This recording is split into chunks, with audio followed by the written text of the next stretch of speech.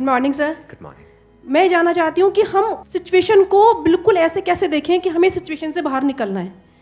कि मान लो हमारे पास बार बार कोई प्रॉब्लम आ रही है, हम उसे फेस कर रहे हैं, फिर जो आसपास के हमारे सराउंडिंग्स के लोग हैं वो भी टाउंटिंग कर रहे हैं हम पर, नहीं तुमने पहले भी ऐसे किया था, अब फिर तुम फेल हो जाओगे इसमें। तो वहाँ जा करके हम स्टक हो जाते हैं और फिर हमारा कॉन्फिडेंस लूज हो जाता है। हम एग्जैक्टली कहाँ स्टक हो जाते हैं, जिसको आप जो वर्ड यूज कर रहे हो स्टक हो जाते हैं, मतलब आप कह रहे हो कि हम अपनी थिंकिंग में स्टक हो जाते हैं। थिंकिंग में स्टक हो जाते हैं, राइट? कि हम ओवर थिंकिंग में चले जाते हैं। ओवर थिंकिंग कि हम बैठे बैठे बस सोचते रहते हैं कि ऐसा क्यों हुआ, क्या हुआ, ऐसा नहीं होना चाहिए, कि हमारे में कुछ कमी ऐसा हो गया तो क्या होगा, वैसा हो गया तो क्या होगा, मैं दोबारा भी ट्राई किया नहीं हुआ तो क्या होगा। हम जानते हैं कि पहले भी ऐसा हुआ था, फिर हमने उसे ओवरकम कर लिया, लेकिन बार बार वही चीज आते आते फिर वही ब्रेन का जो कंफर्ट जोन है हम फिर वहीं स्टक होने लगते हैं। और जिस कंफर्ट जोन की आप बात कर रहे हो वो एक्चुअल में ओवर थिंकिंग वाला जोन है। ओवर थिंकिंग वाला जोन है, मतलब बैठे बैठे बस सोचते रहते हैं जैसी हमारी कंडीशनिंग हुई है, कर कुछ नहीं पाते हैं। करते भी हैं तो थोड़ा सा करना शुरू करते हैं, उसके बाद वापस से वो थॉट्स हमारे ऊपर हावी हो जाते हैं। राइट? यही आप कह रहे हैं। राइट सर, प्रॉब्लम जो है इतनी ज़्यादा, क्योंकि एक्चुअली क्या लाइफ में अगर कुछ अच्छा होता है तो शायद हम प्रॉब्लम से इजीली निकल जाते हैं, बट बैक टू बैक जब आपको फेलियर्स ही मिल रहे हैं उस टाइम पे भी आपको फिर दिखना ही बंद हो जाता है कि हाँ, निकलने का भी कोई रास्ता है। प्रॉब्लम सबसे बड़ी पता है क्या है? कि सबको यही लगता है कि हमारी प्रॉब्लम सबसे बड़ी है। अगर यहां पर मैं एक एक करके सबको बोलूं कि आप बताओ कि आपकी लाइफ में क्या क्या प्रॉब्लम्स आई या अभी क्या प्रॉब्लम्स चल रही है, तो आई एम श्योर कोई सोच भी नहीं सकता कि अच्छा ऐसी प्रॉब्लम्स भी कोई फेस कर सकता है क्या। तो इन प्रॉब्लम्स के बावजूद भी कुछ लोग आगे बढ़ पाते हैं, कुछ नहीं बढ़ पाते हैं। That is the big question कि एग्जैक्टली हम स्टक कहां पर होते हैं। क्या हम एक्चुअल में लाइफ में प्रॉब्लम्स में फंसते हैं या उन प्रॉब्लम्स को लेकर के जो हमारी थिंकिंग है वहां फंसते हैं? सबसे पहले ये चीज हमको क्लियर होना चाहिए। तो जो हम कह रहे हैं फंस गए हैं, हम एक्चुअल में प्रॉब्लम्स में नहीं फंसे हैं, क्योंकि प्रॉब्लम्स तो सबकी लाइफ में है। हम एक्चुअल में थिंकिंग में फंस जाते हैं। राइट। ये पॉइंट सुनने में छोटा लग रहा होगा, but it is a very big point two understand in life, जो 99% लोगों को नहीं समझ में आता है। हम क्या समझते हैं कि हम प्रॉब्लम्स में फंस गए हैं, क्योंकि the moment you say that, तो जब तक प्रॉब्लम्स रहेगी तब तक आप फंसे रहोगे। और प्रॉब्लम्स कब तक रहेंगी? लाइफ टाइम, जब तक लाइफ रहेगी। राइट।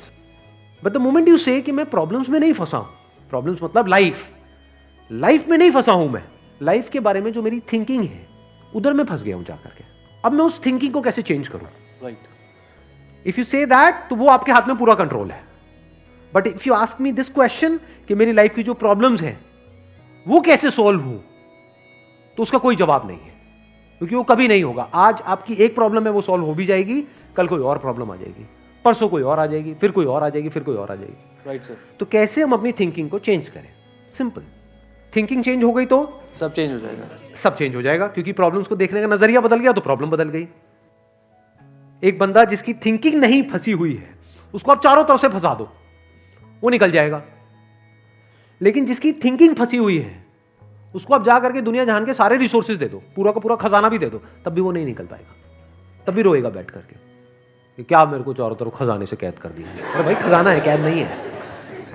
देखा ना ऐसे लोगों को जिनके पास में सब कुछ है लेकिन रोते रहते हैं। तो सब कुछ मिलना इज नॉट अ सॉल्यूशन। जिनकी लाइफ में कोई प्रॉब्लम नहीं है वो भी रो रहे हैं। सो अब आता है कि इसका सॉल्यूशन क्या है, कि we are stuck in our thought process, how to get out of it. तो सबसे पहली चीज ये समझनी है, ज्यादा सोचने से कुछ नहीं होता है, सही सोचने से होता है। अभी सही सोचना क्या है? What is right thinking? Positively, not positively सोचना। इसको भी ध्यान से समझ लेना। पॉजिटिव सोचना क्या सही सोचना होता है? फॉर एग्जाम्पल, आगे आप जा रहे हो, किसी जंगल में हो और आगे दलदल है और आप पॉजिटिव सोच रहे हो, मेरे साथ में कभी कुछ गलत हो ही नहीं सकता, मैंने ताबीज पहना हुआ है, ये मुझे बचाएगा। बहुत लोग हैं बहुत पॉजिटिव है लाइफ को लेकर के, बट क्या उनकी सोच सही है? अभी सही सोचना क्या है? सर मेरे हिसाब से मतलब इंटेलिजेंसी से सोचना, कि मतलब कुछ ऐसा सोचे कि आगे जाके हमें कोई हानि ना हो, कि एक इंटेलिजेंट माइंड से सोचे। अभी इंटेलिजेंट क्या है और फूलिश क्या है? एक है फूलिश तरीका सोचने का, बेवकूफों की तरह सोचना, एक है इंटेलिजेंस के साथ में सोचना। What is intelligence? जिसको हम इंटेलिजेंस कहते हैं वो इंटेलिजेंस क्या है? साइंस को इंटेलिजेंस कह सकते हैं? नहीं कह सकते। नहीं कह सकते। तो किसको कहोगे? सुपरस्टिशंस को इंटेलिजेंस कहोगे? सुपरस्टिशंस मतलब क्या? बिलीफ, कुछ भी मान रखा है उसको पकड़ के बैठे हुए उसके हिसाब से एक्ट कर रहे हैं। उसको इंटेलिजेंस कहोगे या साइंस जिस तरीके से आगे बढ़ रही है उसको इंटेलिजेंस कहोगे? एग्जैक्टली। तो साइंटिफिक वे ऑफ थिंकिंग समझना पड़ेगा, वो क्या है, उसको अपनी लाइफ में लगाना पड़ेगा, तब आप कह सकते हो आपकी जो थिंकिंग है वो सही है। अब ये साइंटिफिक थिंकिंग मतलब क्या? रियलिटी को एज इट इज देख लेना, दैट इज साइंटिफिक थिंकिंग। यही तो है, और क्या है? There are laws of this universe, उसको एज इट इज देख लेना, उसको ऑब्जर्व करना, यही तो है साइंटिफिक थिंकिंग। उन लॉज को बदलना नहीं, क्योंकि साइंस बदल नहीं सकती उन लॉज को। लॉ ऑफ ग्रेविटी को साइंस बदल नहीं सकती है, उस लॉ को समझ करके उसके हिसाब से एक्ट कर सकती है। इसी साइंटिफिक थिंकिंग को अगर हमको अपनी लाइफ में लगाना हो तो इसका मतलब क्या? एक थिंकिंग हो सकती है लाइफ से रिलेटेड, जो भी आपके दिमाग में कचरा भरा पड़ा है बचपन से लेकर के आज तक, जैसा आपको समझाया गया है लाइफ के बारे में। किसने समझाया है? वो लोग जो खुद नहीं समझते, लाइफ के बारे में अपने अपने बिलीफ्स बनाए हुए हैं, अपने अपने स्टैंड पॉइंट से लाइफ को देख रहे हैं। फॉर एग्जाम्पल, कोई हिंदू है तो एक तरीके से लाइफ को देख रहा है, कोई मुस्लिम है तो अलग तरीके से लाइफ को देख रहा है, क्रिश्चियन है तो अलग तरीके से देख रहा है। क्या सही है इन तीनों में से? कि तीनों को सही थिंकिंग कह सकते हैं? ना, क्योंकि आपस में लड़ झगड़ रहे हैं। साइंस में कोई लड़ाई झगड़ा होता है? अगर मैं किसी साइंटिफिक फैक्ट के बारे में बात करूंगा, क्या कोई हिंदू, मुस्लिम, क्रिश्चियन आकर के आपस में लड़ सकते हैं? नहीं। तो ये सही थिंकिंग है। एक है जो हमें सही लगता है, एक है जो सही होता है। दोनों में जमीन आसमान का फर्क है। एक है जो आपको सही लगता है, एक है जो सही है।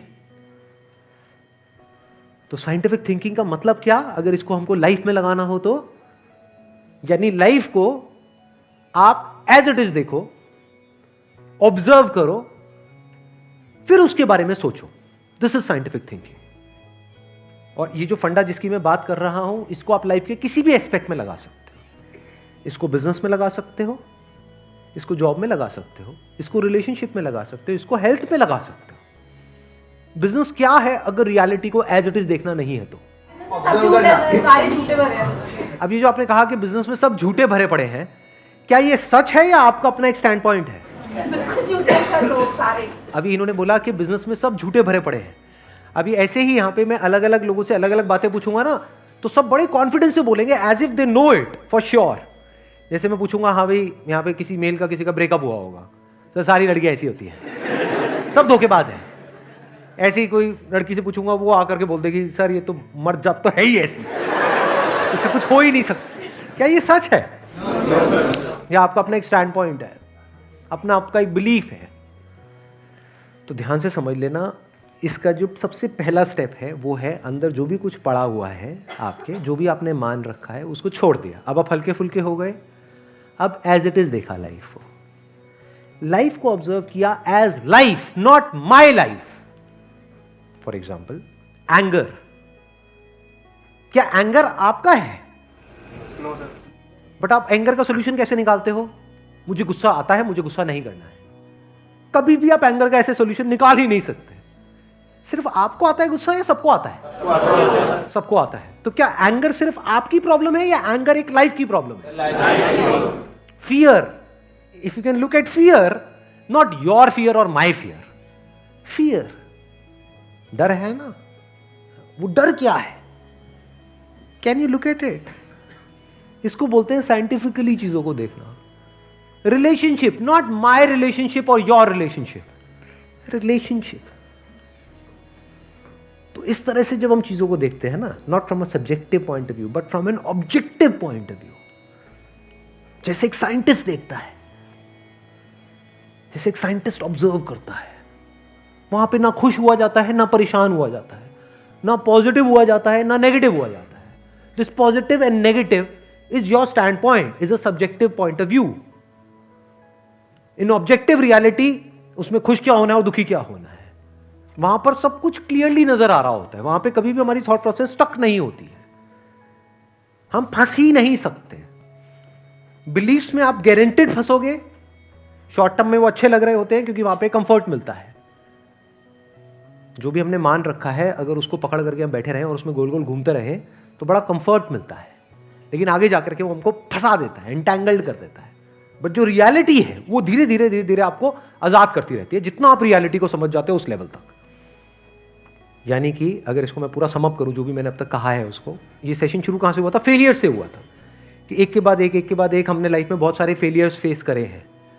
तो अब अपने फेलियर्स को ऑब्जर्व मत करो, अपने को बीच में से हटा दो, ऑब्जर्व करो ये जो फेलियर्स हैं ये क्या है। तो you will start seeing the nature of those failures, you will start seeing the causes of those failures. For example मेरी लाइफ है, अगर मेरे को उसको ऑब्जर्व करना है, दो तरीके हो सकते हैं। एक ये, अब मैं अपनी लाइफ में थोड़ा सजा रहा हूं जिससे कि आप उसको रिलेट कर सको। मैंने पास में कुछ गलतियां करी, बहुत बड़ी बड़ी गलतियां करी, मेजर लॉसेस हुए, तो एक एंगल तो ये हो सकता है मैं ऐसा कैसे कर सकता हूं। दूसरा ये है कि मैं ऑब्जर्व करूं कि एग्जैक्टली वो गलती क्या थी और उसका कॉज क्या था। तो वो दिख जाता है, अच्छा उस टाइम पे वो ग्रीड बहुत ज्यादा हावी हुई पड़ी थी। अच्छा ग्रीड क्यों हावी हुई पड़ी थी, इतना लालच क्यों आया हुआ था कि हाँ ये करना है, ये करना है, ये करना है, ये क्यों आया हुआ था? और ये बचपन से ऐसी कंडीशनिंग हुई पड़ी थी, बचपन से घर में यही सारी बातें सुनी थी, तो इसलिए I was acting out of that information जो मेरे अंदर फीडेड थी, and that was not correct information.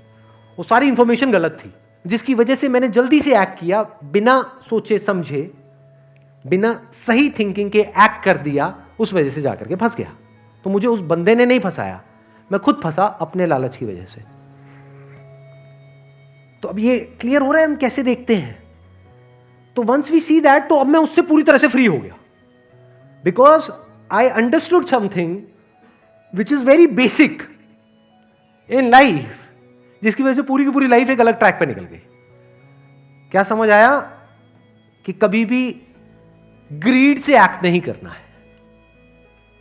अब इसको हम समझते हैं, कैसे समझते हैं? मॉरल साइंस की बुक से। वो सब बकवास है, ये लालच नहीं होना चाहिए, सबके अंदर लालच भरा पड़ा है, बट लालच हमको कैसे फंसाता है, इसको ऑब्जर्व किया अपनी गलतियों के बेस पर, और फिर समझ आया अच्छा ये होता है। लालच से ग्रोथ नहीं होती है। लालच से आप पैसा कमा सकते हो, बट उसको आप ग्रोथ नहीं कह सकते, क्योंकि आप डिग्रेड हो रहे हो, तो आप एक्चुअल में ग्रो नहीं कर रहे हो। एक्चुअल ग्रोथ में उसको कह सकता हूं जो होलिस्टिक ग्रोथ हो, उसको ग्रोथ बोल सकते हैं।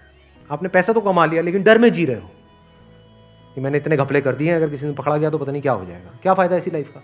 उसको आप ग्रोथ कहोगे? Can you call it growth? ना। तो लालच से ग्रोथ नहीं होती।